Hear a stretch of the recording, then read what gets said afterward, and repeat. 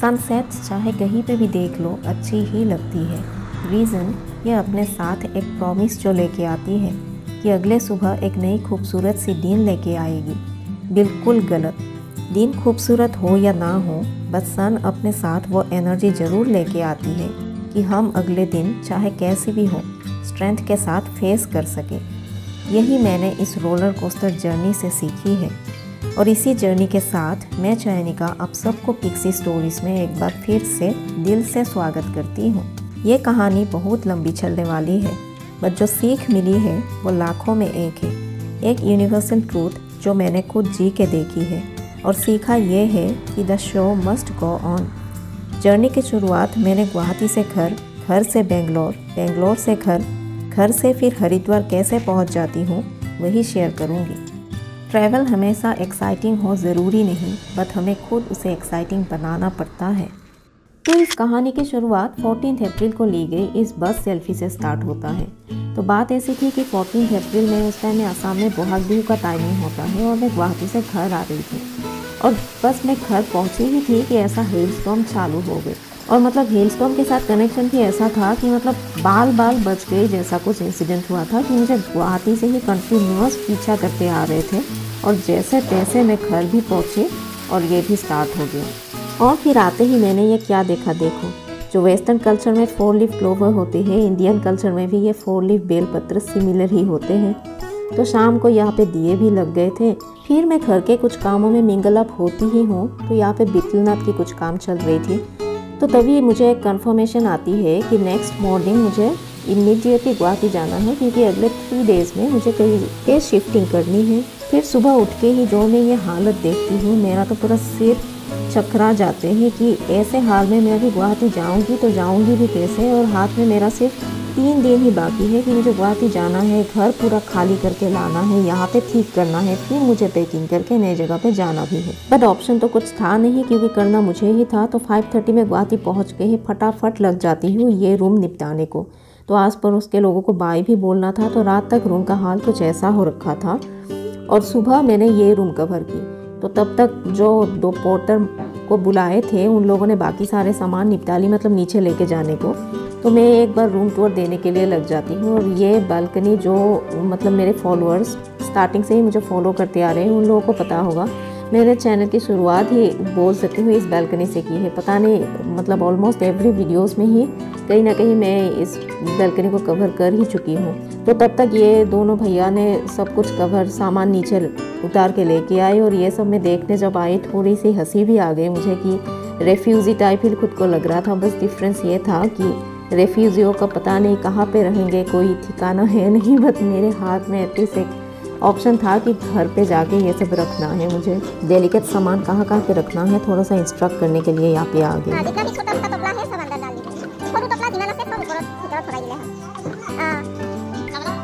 और ये दोनों भैया मुझे उस दिन अगर नहीं मिलते तो पता नहीं मेरा क्या हाल होता। मतलब जितनी भी ग्रेटफुल हूँ उतना ही कम है। तो यहाँ पे जब हम लोग आए थे तब भी ये दोनों भैया ही हम लोगों को यहाँ पे सामान उठा के दिए थे और जाने के टाइम में भी इन दोनों का ही हेल्प मिल गई।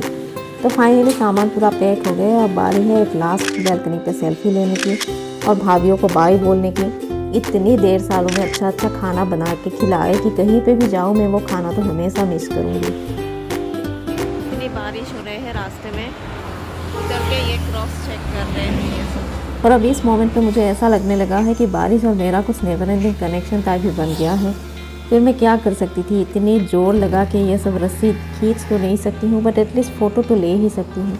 और इस मोमेंट में शायद मेरा माथा भी चकरा गए थे क्योंकि पेट में चूहे भी दौड़ रहे थे, क्योंकि भूख इतनी तेज जो लग गई थी। चाइनीज एवरग्रीन तब में इतनी मेहनत से लगाते हैं, वहाँ पे नहीं होते हैं, तो यहाँ पे आराम से जंगल में खिल रहे हैं। फिर देखते मुझे ये बीसा, मतलब लाइफ में सबसे ज़्यादा मैं किसी से घीन करती हूँ ना तो ये है बीसा। मतलब एसएमएस में तो हम लोग इसे बीसा बोलते हैं। आप कमेंट में बताना आप इसको क्या बोलते हो। अब यहाँ पे बारिश थमने का नाम नहीं ले रहे थे और खड़ी के कांटे के साथ साथ पेट की भूख भी पूरी तेज हो रखी थी। तो यहाँ पे आ गए हम लोग एक होटल पे।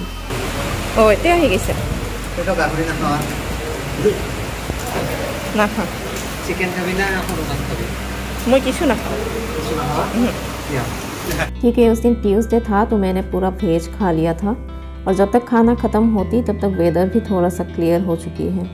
तो अब फाइनली जाके थोड़ा सा अच्छा लग रहा है। और यहाँ पे हम लोग ने खाना खा लिया था और ऊपर ये जो प्लान देख के मुझे याद आ गया कि ये सब जाके फिटिंग करके मुझे अगले 3 दिनों में कहीं एक जगह पे जाना भी है। रियलाइज़ होता है कि अभी ज़्यादा दिन नहीं है घर पे, तो कुछ नहीं, जो होगा सो होगा। बट फाइनली इस रास्ते पे फोकस करते हैं।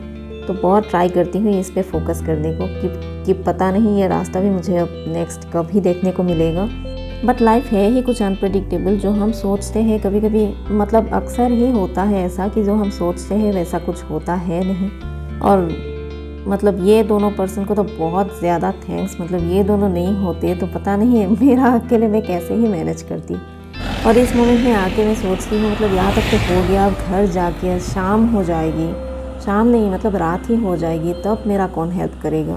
लेकिन एक बात तो है, वो मानना होगा कि भगवान आपके विश पूरे ज़रूर करते हैं। इस रास्ते से ही हम लोग रोज़ आना जाना इसी रास्ते से ही होते हैं। ये NH37 है, तो गाड़ी आ रहे हैं। तो क्या हुआ, हमेशा कार से आते हैं तब तो रुकना मतलब यहाँ पे कोई ऑप्शन नहीं बनता रुकने का। फिर बस से आते हैं तब तो यहाँ पे उतरने का कोई चांस ही नहीं है। तो फाइनली जाके मेरा ये ख्वाहिश ही पूरा हो गया। यहाँ पे उतर के ऐसे ब्लॉग बना रहे हैं। लेयर देखो आप, मेघालय की लेयर देखो तो कितना अच्छा दिख रहा है। 1 2 3 4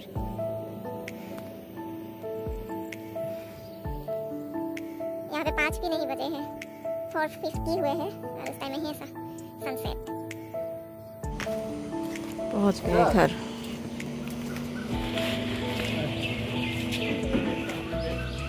और घर आके ही मैं दंग रह जाती हूँ कि पूरा रास्ता मैंने बस 2 पोर्टर के बारे में सोच के आ रही थी और यहाँ पे तो 5 लोगों की हेल्प मिल गई। ये लोग ऐसे ही खबर लेने आए थे और मेरी हेल्प हो गई। तो रात में जब ये सब पूरा सामान उतरने के बाद रूम का हाल कुछ ऐसा हो रखा था, मेरा दिमाग हिल गया था। मतलब मैं अब ये सब संभलूंगी कैसे, क्योंकि मेरे हाथ में बस 3 दिन ही है, मतलब 3rd वाले दिन पे मुझे घर से निकलना भी है। बट माइंड को डाइवर्ट करती हूँ और किचन आके देखा यहाँ पे तो मज़ेदार मटन बन रहा है। तो बड़ा खुश हो जाती हूँ कि थोड़ी देर बाद अच्छे से खाना खाने को मिलेगा।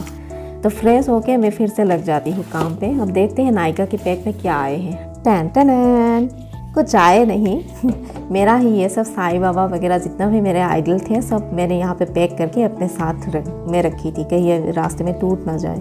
फिर बाहर जाके देखा मेरा ये जितने भी फ्लावर वासेस नहीं पॉट थे, पता नहीं मैं इन सबको कहाँ पे जगह दूँगी।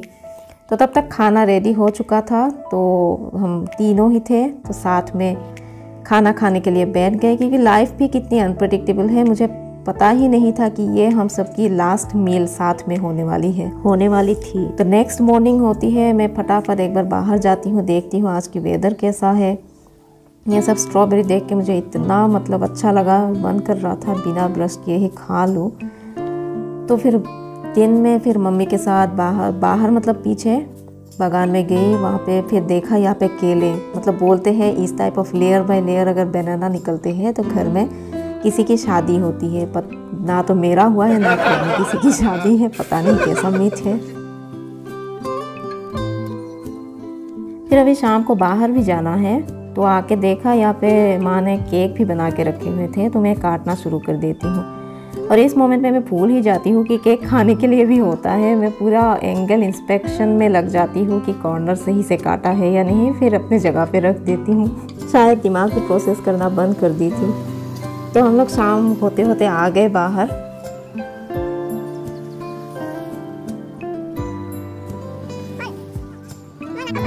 अभी जाना है फार्मेसी, तो वहाँ से मैंने अपने लिए मेडिसिन उठाए। तो जब तक मेडिसिन उठा के रिटर्न हुई तब तक किलविश की अंधेरा पूरा कायम हो चुका था। तो फटाफट घर जाती हूँ और याद आया कि घर पे तो केक बना हुआ है, तो गर्मा गर्म चाय के साथ थोड़ा सा केक का मज़ा लूँगी। फिर घर आके गर्मा गर्म चाय की चुस्की लेते हुए दिमाग को शांत करती हूँ, क्योंकि मुझे इस रूम में आना जो था, वैसे बिखरने का मुझे उतना शौक है तो नहीं, बट क्या ही कर सकते हैं, क्योंकि समेटना भी तो मुझे ही है। टाइम लगा बट फाइनली मेरा सामान इतने से लगेज में समेटना हो गया। तो आगे क्या क्या होता है मेरे साथ जानने के लिए stay tune to my channel. और वीडियो अच्छी लगी हो तो लाइक शेयर और सब्सक्राइब तो ज़रूर कर देना, क्योंकि आपके सपोर्ट के बिना ये जर्नी पॉसिबल ही नहीं है। मिलते हैं नेक्स्ट एपिसोड में, तब तक के लिए bye bye, stay happy, stay healthy.